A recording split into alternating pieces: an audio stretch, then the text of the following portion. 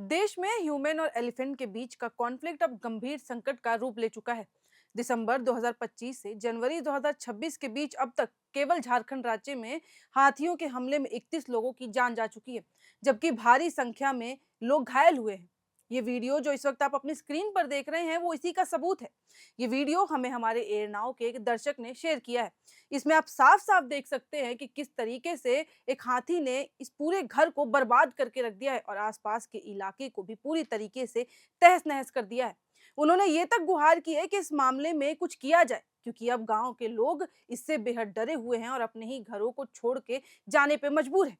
हालांकि आपको बता दें कि झारखंड में 31 लोगों की मौत के बाद सरकार ने एलिफेंट इमरजेंसी की घोषणा की है। पश्चिमी सिंहभूम और हजारीबाग जैसे जिलों में जंगली हाथियों के झुंड और अलग थलग पड़े दांतेदार हाथियों ने ग्रामीण इलाकों में कहर बरपा रखा है।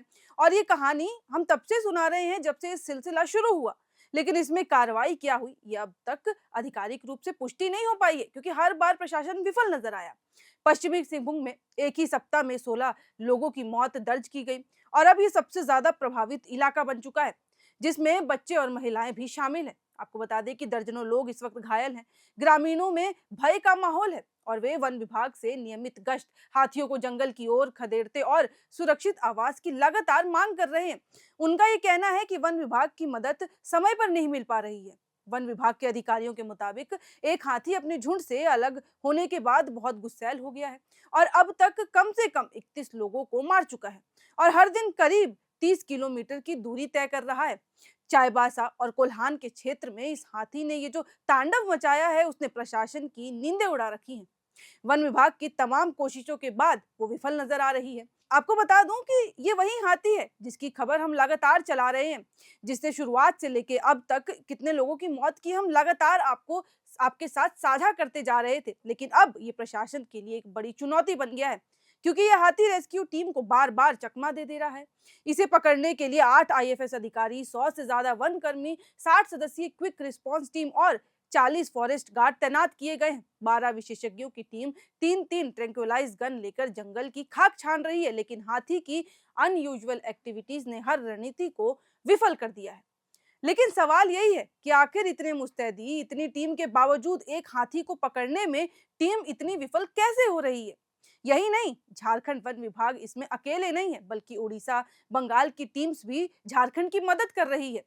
और बात तो इतनी बिगड़ गई कि अनंत अंबानी के वंतारा तक से मदद ली जा रही है, लेकिन रिजल्ट फिर भी वही। और हाथी के कारण अब मौत की संख्या बढ़कर 31 हो चुकी है।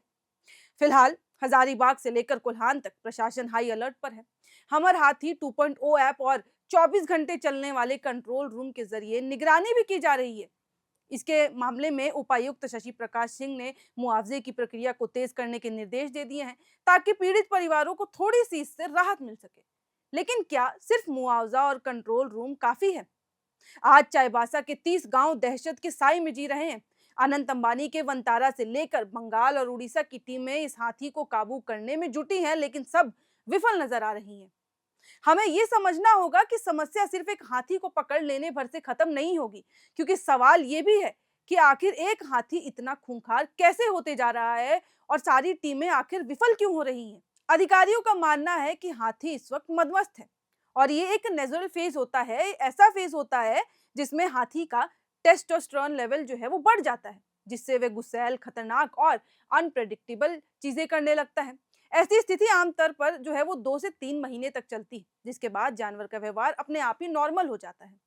लेकिन बात अब यहाँ पे ये आती है कि इस हिसाब से अगर देखा जाए तो अभी तो लगभग 1 से 1.5 महीने हुए हैं और 3 महीने में समय है।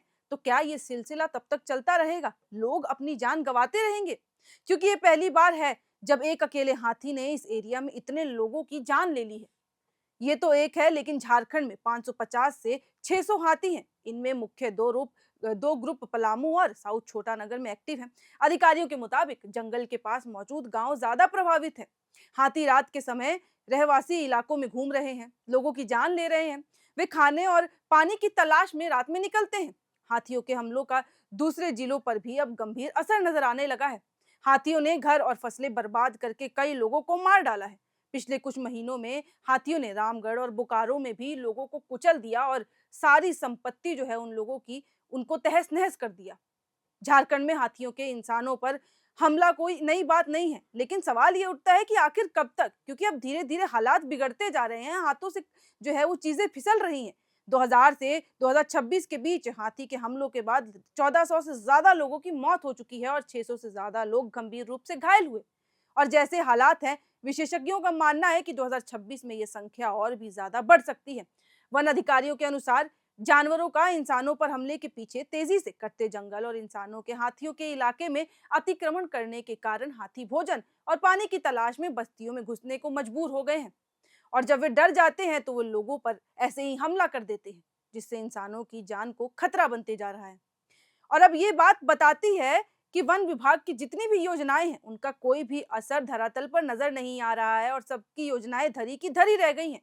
वन विभाग ने 10 साल का विजन प्लान तैयार किया है, जिसमें रांची में एलिफेंट सेंटर खोलने, ट्रैकिंग सिस्टम, रेलवे ट्रैक पर अलर्ट सिस्टम, टावर और सोलर फेंसिंग जैसी योजनाएं बनाई गई।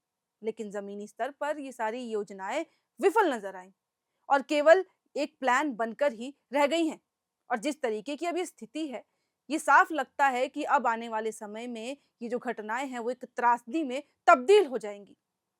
क्योंकि जैसे जैसे हाथी को पकड़ना मुश्किल होते जा रहा है, वैसे ही वैसे लोगों की मरने की संख्या में तब्दीली आती जा रही है और वो संख्या बढ़ती जा रही है। जब हमने लास्ट वीडियो की थी तो उसमें 22 लोगों की जान गई थी, लेकिन अब कुछ दिनों बाद वो संख्या बढ़कर 31 हो चुकी है और वो हाथी वही है जिसको पकड़ने में टीमें विफल हो रही हैं। आखिरकार कौन सी ऐसी टेक्नोलॉजी लगेगी, कौन सी ऐसी कार्रवाई की जाएगी जिससे वो हाथी पकड़ा जाएगा? क्योंकि सब कुछ करने के बावजूद टीमें विफल नजर आ रही हैं। उड़ीसा से मदद ली गई, बंगाल से मदद ली गई, यहाँ तक कि मुंबई तक बात पहुंच गई, वनतारा से भी मदद ली गई, लेकिन हालात फिर से वही हैं और लोग अपनी जान गंवाए जा रहे हैं। लोगों का ये तक कहना है कि जब सारी घटना हो जाती है तब प्रशासन वहां पे मौजूद होता है, तब वन विभाग की टीम हमें मदद करने के लिए पहुंचती है, लेकिन तब तक हमारे लोगों की जान जा चुकी होती है। तो ऐसे में आपको क्या लगता है कि क्या कार्रवाई की जानी चाहिए जिससे ये सारे जो हमले हैं, हाथी जो है वो पकड़ा जाए और जो हालात हाथ से फिसल रहे हैं वो फिर से काबू हो सके? अपनी राय हमें कमेंट बॉक्स में लिख के ज़रूर बताइएगा। और जैसे-जैसे इसमें अपडेट्स आती जाएँगी या फिर प्रशासन की ओर से कोई कार्रवाई की जाती है, हाथी पकड़ा जाता है, तो वो हम आपके साथ साझा करते रहेंगे। ऐसी ही तमाम और खबरों के लिए देखते रहें एयर नाउ।